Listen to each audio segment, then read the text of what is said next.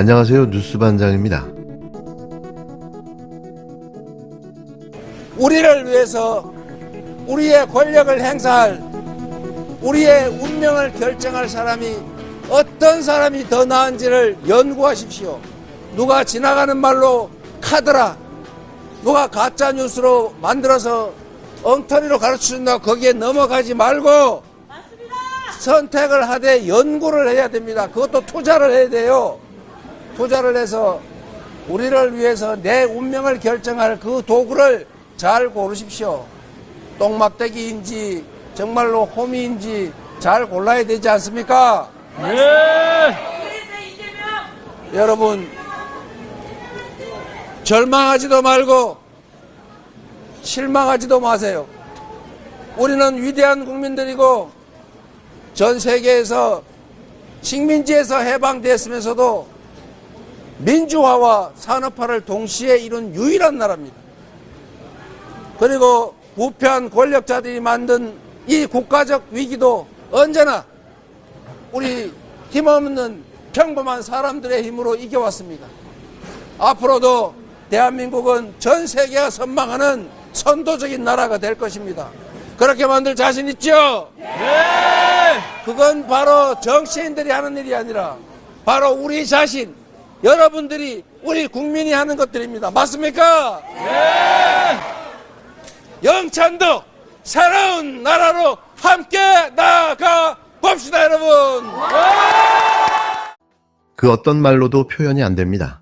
오로지 자신들의 밥그릇을 위한 싸움뿐 최소한의 책임감도 사명감도 존재하지 않는데요. 누가 봐도 그냥 짐승들의 밥그릇 싸움입니다. 존재 이유가 국민들에게 웃음 주는 게 목적인 정당, 아니 이게 정당입니까? 무엇을 상상하던 그 이하의 폐륜 정당, 존재 자체가 민폐인 쓰레기 정당, 반백년 대한민국의 고혈을 빨아먹으며 기생해온 최악의 정치 무리들인데요. 이제는 그 수명조차 다 되어가는 느낌입니다. 대선이 장난입니까? 대한민국의 국가지도자를 뽑는 중대한 절차를 마치 애들 땅 따먹기 하듯 이렇게도 우습게 만들어버릴 수 있나 싶은데요. 국민을 대놓고 모욕해도 정도가 있어야 하는데 대명천지에 이런 참사를 보고 있어야 한다는 게 참담합니다. 그것도 자신들이 배출한 내란 수괴가 친위 쿠데타로 나라를 반영구적 독재국가로 만들려다 실패한 바로 뒤 벌어진 일들인데요. 그 대선의 책임도 헌정 파괴의 대가도 치르지 않은 상태에서 또다시 대통령 후보를 내겠다고 나서는 정신나간 짓거리를 벌이고 있습니다. 정치판이 아니라 정신나간 종교 집단 수준인데요.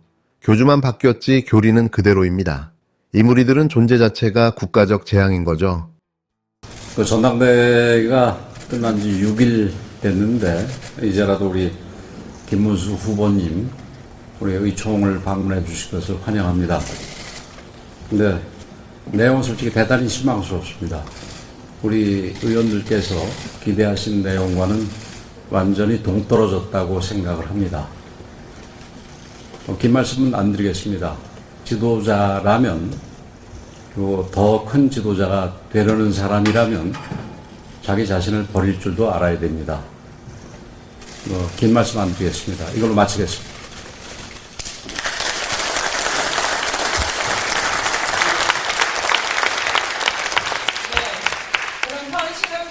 비공개로 진행하겠습니다. 언론인 및 보좌진 여러분의 협조를 부탁드립니다.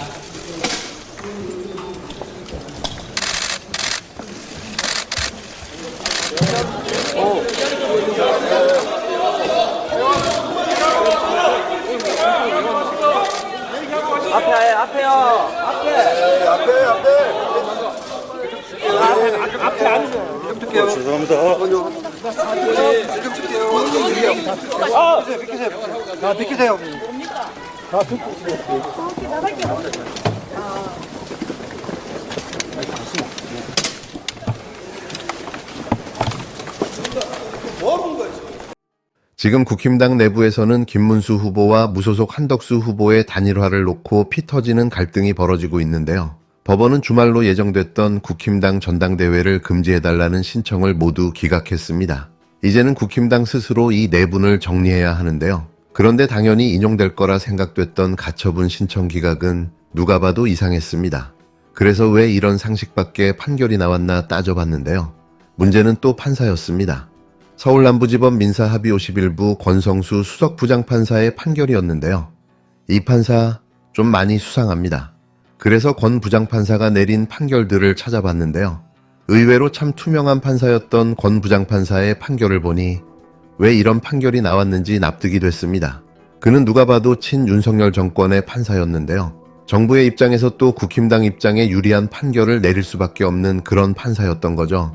물론 이건 저의 개인적인 생각임을 밝힙니다. 당장 김문수 후보의 후보직 박탈 절차에 돌입할 거란 전망까지 나오고 있는데요. 법원은 김문수 후보가 자신의 대선 후보 지위를 확인해달라며 낸 가처분 신청, 그리고 지지자들이 전당대회 열지 말아달라고 낸 신청 모두 기각됐기 때문입니다. 국힘당이 아직까지 김문수의 대선 후보 지위를 명확하게 부정하지 않았으니 법원이 굳이 확인해줄 필요 없다. 전당대회 절차도 위법하다고 보기 어렵다.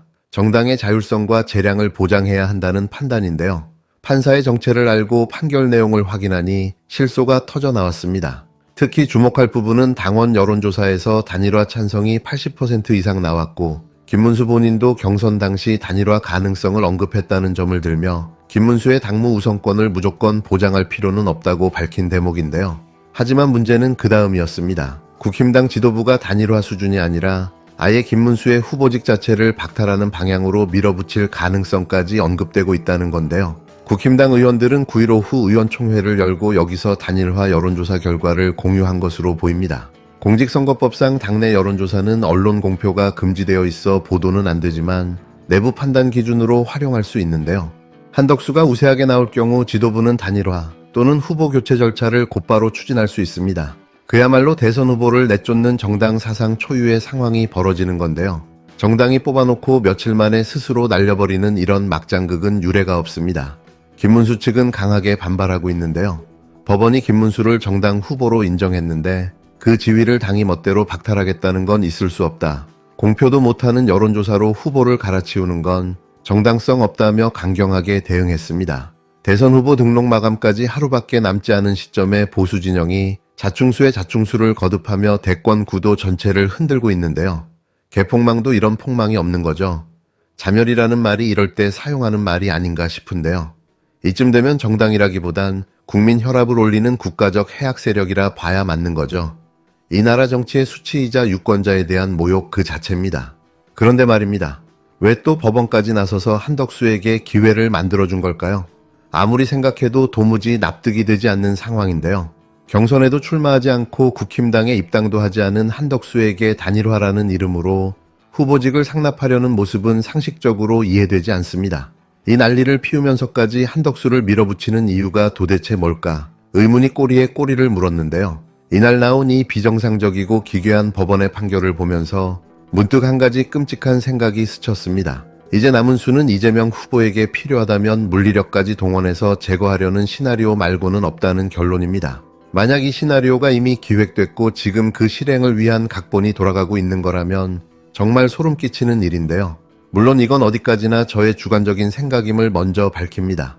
그래서 더 조심하고 또 조심해야 한다고 말하지 않을 수 없는데요. 이건 단순한 의심이 아니라 수많은 정황이 하나로 연결되기 때문입니다.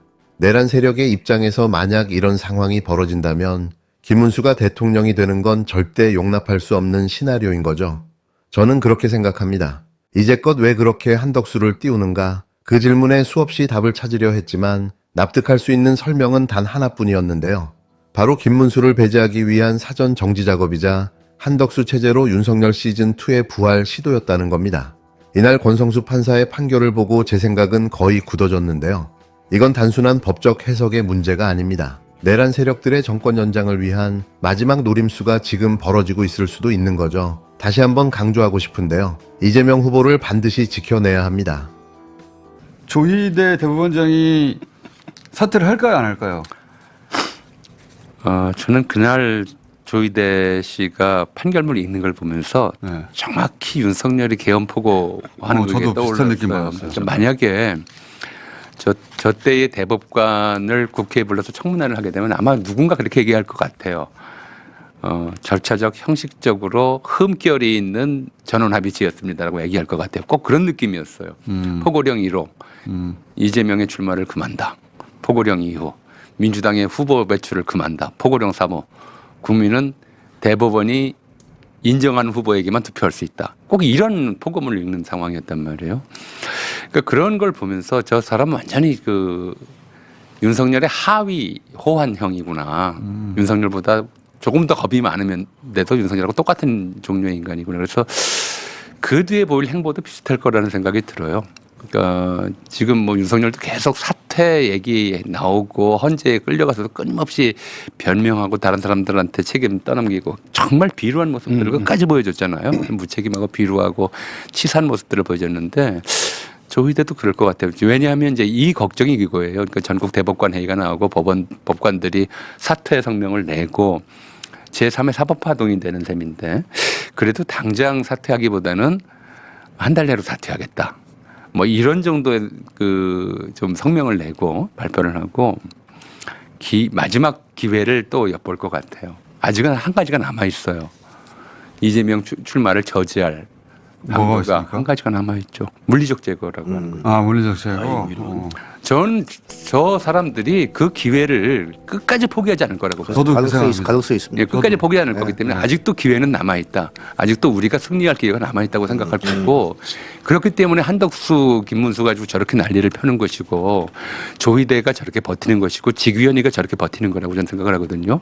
그 가능성이 사라질 때까지 그러니까요. 그러니까 이제 선거 마지막까지 조심해야 된다고 봅니다. 그때까지는 절대로 안심할 수가 없는 상태예요.